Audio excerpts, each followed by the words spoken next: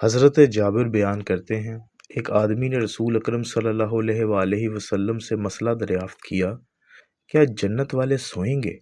آپ صلی اللہ علیہ وآلہ وسلم نے فرمایا، نیند موت کی بہن ہے اور جنت والے مریں گے نہیں۔ ایک اور جگہ حضرت ابو ہریرہ رضی اللہ تعالی عنہ سے روایت ہے کہ نبی کریم صلی اللہ علیہ وآلہ وسلم بات کر رہے تھے۔ اس وقت آپ کے پاس ایک اعرابی تھا کہ جنت والوں میں سے ایک آدمی نے اپنے رب سے کاشتکاری کے متعلق اجازت طلب کی تو اس نے اس سے فرمایا، کیا تجھے من پسند چیزیں میسر نہیں؟ اس نے عرض کیا، کیوں نہیں، میسر ہیں، لیکن میں چاہتا ہوں کہ میں کاشتکاری کروں۔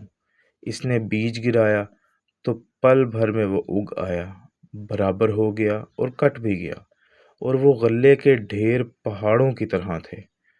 اللہ تعالیٰ فرمائے گا، ابن آدم اسے لے لو، کیونکہ کوئی چیز تیرا پیٹ نہیں بھر سکتی۔